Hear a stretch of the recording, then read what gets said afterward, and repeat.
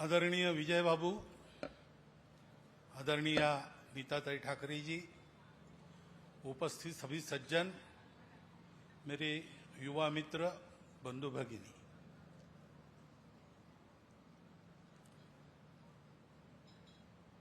स्वतंत्रता के 80वें वर्ष में प्रवेश करने का आनंद हम सबके मन में है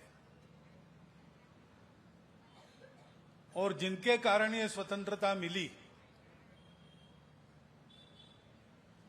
और मिली तब कुछ लोग दुनिया में थे, बड़े लोग थे, जो भविष्य करते थे कि ये टिकेगी नहीं, भारत टूट जाएगा, बिखर जाएगा। ऐसा न होते हुए अब अपने 80वें वर्ष में प्रवेश कर रही है। ऐसे सभी महापुरुषों के त्याग का, परिश्रम का, बलिदान का गौरव भी हमारे मन में है और ये एहसास भी हमारे मन में है। युवा पीढ़ी, उनके साथ मुझे संवाद करने के लिए बताया है। वास्तव में प्रसंग तो सबके संवाद के लिए है, परंतु युवा पीढ़ी के लिए इसलिए भारत में ऐसा मानते हैं कि वो हमारा डेमोग्राफिक डिविडेंड है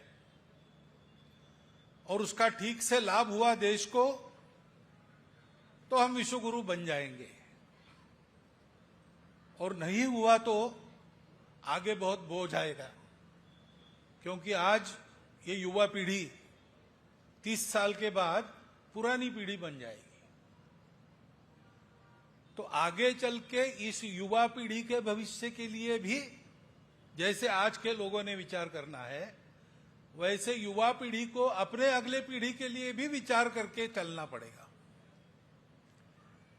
और इसलिए इस संवाद का एक महत्व मैं मानता हूं। और एक विशेष प्रसंग है, इतना बड़ा ध्वज,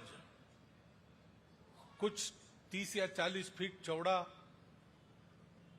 और 70-75 फीट लंबा, ऐसा आज यहां पर नागपुर नगरी में ध्वजोत्तोलित हुआ है। हम देखते हैं इतना बड़ा ध्वज है। छोटा ध्वज होता तो आपके हाथ में ध्वज है, छोटा सा है, तो एक कमची में उसको बिठा दिया है और आप हाथ से लहरा रही, चल सकता है, सब प्रमाण में है।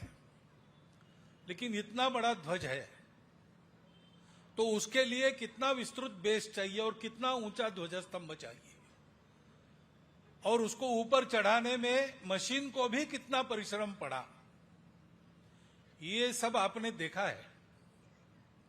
तो विचार कीजिए कि ये ध्वज जिसका प्रतीक है,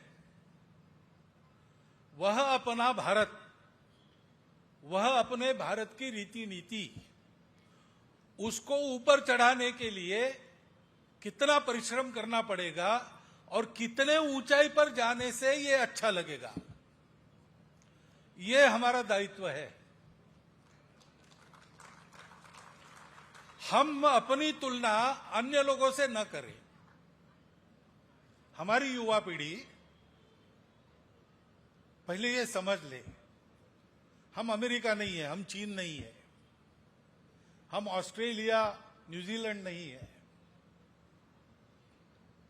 हम भारत है। तो भारत की आन बान शान की जो गरिमा है, उसको जो ऊंचाई चाहिए, उसको जो प्रकार चाहिए विकास का, उन्नति का जो पैमाना उसके लिए चाहिए, उसके आधार पर हमको अपने देश का और अपना स्वयं का विचार करना पड़ेगा। बाकी दुनिया अपने भौतिक उन्नति का केवल विचार करती है, लेकिन भारत में हम केवल भौतिक उन्नति का विचार नहीं करते, बोलते बोलते ये बोल देते पैसा तो मुर्गी भी नहीं खाती, यह हमारा स्वभाव है। और आज दुनिया ऐसा विचार करते करते लड़खड़ा रही है, अधूरी दृष्टि के कारण। हमारी दृष्टि के आधार पर उस लड़खड़ाती दुनिया का संतुलन ठीक करके उसको आगे की राह दिखाना, ये भारत के नाते अपना दायित्व बनता है। इसके लिए हमको तैयार होना है। हम जब विचार करते, युवा पीढ़ी है, आगे कमाने वाली है। तो जैसे बाबूजी ने अभी कहा कि भाई रोजगार केवल नौकरी नहीं होती, हाथ से काम करना, इसकी भी प्रतिष्ठा चाहिए। उद्योग उद्यमिता, इसकी भी प्रतिष्ठा चाहिए। उसमें खतरे हैं तो उस खतरों को मोल लेकर उसको यशस्वी करने की हिम्मत भी चाहिए। हम सब लोगों को, विशेषकर युवा पीढ़ी को, इसका ध्यान रखना पड़ेगा। ये हमारी दृष्टि है। छोटी लोक संख्या वाले, बड़ा भूभाग वाले, अधिक साधन संपन्न देश केवल नौकरी का विचार करना उनको पुराता है। भारत जैसी विशाल जनसंख्या और एक बाकी देशों के हिसाब से, कनाडा हो, अमेरिका हो, चाइना हो, कम भूभाग, ऐसा हमारा चित्र होने के कारण हमको हमारे सब बातों का अलग से अपनी दृष्टि से विचार करना पड़ेगा। उसके लिए हमको अध्ययन करना पड़ेगा। आज हम ये बात कर रहे हैं, 80 साल से करते आए हैं, 79 साल से, अब 80वें साल में भी करेंगे, करते रहेंगे। देश के विकास का, युवा पीढ़ी के भविष्य का विचार नित्य चलना ही चाहिए। लेकिन ये विचार हम क्यों कर सक रहे हैं? क्योंकि किसी ने अपने भौतिक सुख का त्याग किया, किसी ने अपने प्राणों की बलि चढ़ाई। 2 पीढ़ियां, 3 पीढ़ियां परिश्रम चला, तब आज हम सोच सकते हैं कि हमारा भविष्य कैसा होना चाहिए, हम बाकी देशों की स्पर्धा में कैसे आगे निकलने चाहिए, हमारे देश का आर्थिक स्तर कैसा होना चाहिए। ये सारा विचार हम इसलिए कर सक रहे हैं कि कुछ पीढ़ियों ने हमारे लिए अपने हित को बलि दे दिया। उन्होंने ये विचार नहीं किया कि मुझे क्या मिलेगा, उन्होंने ये विचार किया कि ये सही काम है, सत्य काम है, उसको करना है। कुछ मिले ना मिले, जान चली जाए तो भी चलेगा, परंतु ये करना ही करना है। ऐसे विचार करने वाले अधिकतर लोग युवा होते हैं, क्योंकि रिटायर्ड आदमी रास्ता क्रॉस भी करना है तो पैर रखने के पहले रास्ते पर बाएं देखेगा, फिर दाहिने देखेगा, फिर थोड़ा विचार करेगा और फिर रास्ता क्रॉस करना कैंसिल कर देगा। क्योंकि दुनिया में बहुत थपेड़े खाए हैं, इसलिए हिम्मत करने की हिम्मत नहीं रहती। युवाओं में ये हिम्मत रहती है। युवाओं ने दुनिया नहीं देखी है, अभी दुनिया के जीवन के उतार चढ़ाव के थपेड़े नहीं खाए हैं, अनुभव की कमी है। एक तरफ ये कमी है, लेकिन दूसरे तरफ इसी के कारण उनको अपने आप को झोंक देने की हिम्मत मिली है। वो कूद पड़ते हैं, अंधेरे में भी कूद पड़ते हैं। उनकी आशा मुरझाई नहीं होती, उनकी आशा तो आसमान और सागर से भी व्यापक होती है, और इसलिए इस प्रकार का साहस वो कर सकते हैं। अपने में इस साहस को आप बनाए रखिए। अपने व्यक्तिगत या पारिवारिक भविष्य की चिंता में इस बात को आप कम मत कीजिए। आगे अपने काम में, अपने परिवार के काम में, अपने देश के लिए भी यही आपका साहस, हिम्मत, और बाकी दुनिया जिसको अविचार कहती है वह साहस काम में आएगा। उस साहस के साथ हमको इस भविष्य को सामने जाना है, उसका सामना करना है। हम अपना भाग्य बनाएंगे, अपने देश का भाग्य बनाएंगे। हमको ध्यान रखना है, अकेले का भाग्य नहीं बनता, एक परिवार का भी भाग्य नहीं बनता। विश्व में सुरक्षा और प्रतिष्ठा चाहिए तो अपना देश, अपना समाज जब तक सुरक्षित, प्रतिष्ठित नहीं, हमको वो मिलेगा नहीं। नोबेल पारितोषिक विजेता हमारे राष्ट्र के महाकवि कविवर्य रविंद्रनाथ टैगोर जापान गए। एक यूनिवर्सिटी में उनका भाषण रखा। भाषण के लिए हॉल में गए तो यूनिवर्सिटी के सारे प्राध्यापक लोग थे, लेकिन विद्यार्थी गायब थे। तो उन्होंने पूछा, विद्यार्थी नहीं आए, तो लोगों ने उत्तर देना टाल दिया। बहुत खोद खोद के पूछा तो कॉलेज के प्रिंसिपल ने बताया कि क्षमा कीजिए, हमने उनको कहा, तो उन्होंने हमको कहा कि हम जानते हैं आने वाले बहुत चिंतनशील व्यक्ति है, पवित्र व्यक्ति है, असीमित क्षमता के तत्वज्ञ और कविवर्य है, परंतु हम उनका भाषण नहीं सुनना चाहते, क्योंकि इतने बड़े वो अगर है तो उनका देश अंग्रेजों का गुलाम क्यों है। कविवर्य रविंद्रनाथ टैगोर के प्रतिभा की, चारित्र की प्रतिष्ठा तब है जब भारत स्वतंत्र है। हम तब वैभव संपन्न है जब भारत वैभव संपन्न है। और इसलिए हमको जो विश्लेषण बताया गया अपने राष्ट्रध्वज के रंग का, वो याद रखना पड़ेगा।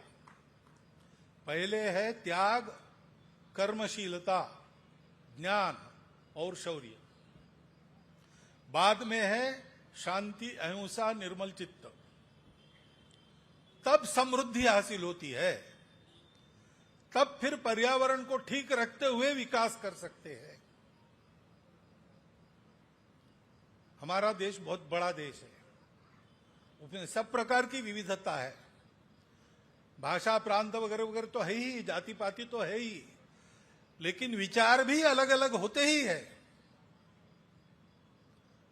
लेकिन अपने ध्वज पर जो धर्म चक्र है, धम्म चक्र, उसकी रचना आप ध्यान में लीजिए।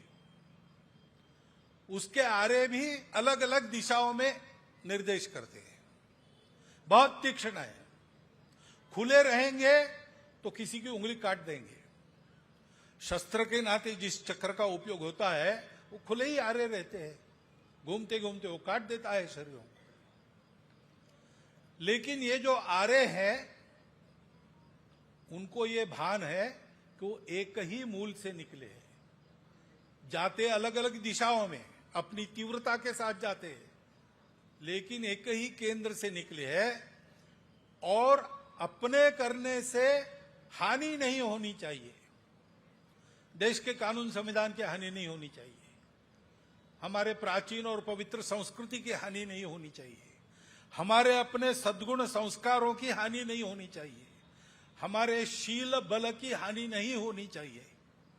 इसलिए उसको एक मर्यादा मिली है, एक गोल है उन आरों के चारों ओर जिससे जो मर्यादित रहते, और इसलिए ये धम्म चक्र है। धर्म यानी पूजा पाती नहीं, धर्म यानी समाज की धारणा करने वाला नियम। उस नियम में रहकर हमको सारी बातें करनी है। अलग अलग विचार है, उसकी अलग अलग अभिव्यक्ति होगी। प्रजातंत्र है, इसलिए इसमें संवाद होता है, शास्त्रार्थ होता है, पूर्व पक्ष उत्तर पक्ष होता है, उसमें परस्पर विरोधी दृष्टिकोण भी आते हैं, विरोध करना भी पड़ता है। हितकारी प्रश्न जब उठाते तो जोर से उठाना पड़ता है, उस पर कृत्यु हो इतना बल लगाना पड़ता है। आंदोलन होते सब होते हैं, लेकिन करते समय ध्यान में रखना, संविधान निर्माताओं ने देश की संसद को संविधान प्रदत्त करते समय जो 2 भाषण दिए हैं डॉक्टर बाबा साहब आम्बेडकर ने, उसमें ये सारी बातें हैं। और ये हम कर सकते हैं, ये हमारी परंपरा में है। ऋग्वेद पर भाष्य करते हुए विनोबा जी ने कहा है, एक संगठन सूक्त है, संगच्छध्वं संवदध्वं, उसमें ऋचा है, समानो मंत्र समिति समानी समानम मनः सहचित्तमेशान। विनोबा जी कहते हैं कि देखो ऋग्वेदकारों ने मनुष्य के मन को कितना समझा था। मंत्र समान हो सकता है, समिति समान हो सकती है, मन को जोड़ सकते हैं, परंतु मन और बुद्धि के संयोग से जो चित्त उत्पन्न होता है, जो समझदारी है, जो आकलन है, जो दिशा है, वो कभी भी एक व्यक्ति की दूसरे से 100% मिलती नहीं। वो सब अलग अलग होता है, उसको एक करना संभव नहीं है। उसको एक करना तो जबरदस्ती थोपना पड़ता है, जो प्रजातंत्र के विरुद्ध है, जो मनुष्य के विकास के भी विरुद्ध है। और इसलिए वहां पर शब्द है सहचित्त। ये सब अलग अलग होने के बाद भी हम सबको साथ मिलकर देश को बड़ा करना है, हम सबको साथ मिलकर ही चलना है। कभी हमको टूटना नहीं है, आपस में फूट नहीं होनी चाहिए। हमारे राष्ट्र ध्वज में प्रयास के लिए कैसे प्रयास करना, भगवा रंग है, केसरिया रंग है। अपने आप को कैसे रखना, सफेद रंग है। दुनिया को कैसे बनाना, हरा रंग है। लेकिन ये सब कर कब सकेंगे, किस आधार पर खड़े होंगे, तो उसके लिए धम्मचक्र है। उसका ये संदेश है कि हर हालत में ये सब विविधता लेकर चलने के बाद भी हम सब साथ चलेंगे। साथ चल के जितनी अपनी बड़ी देश की गरिमा है उतने ऊंचाई पर आराम से बहती हवाओं में वो ठीक से फड़क सके और सारी दुनिया को अपना आलोक दे सके, ऐसा उसको हमको बनाना है। उस भविष्य में मेरा और मेरे परिवार का भविष्य है। उस भविष्य के लिए मैं प्रयास करूंगा, ये दोनों ठीक हो जाएंगे। इस प्रकार का एक चिंतन करते हुए कुछ न कुछ संकल्प उस दिशा में धारण करते हुए आज हम इस प्रसंग से निवृत्त हो, इतनी प्रार्थना आपके सामने रखता हूं और मेरे 4 शब्दों को समाप्त करता हूं।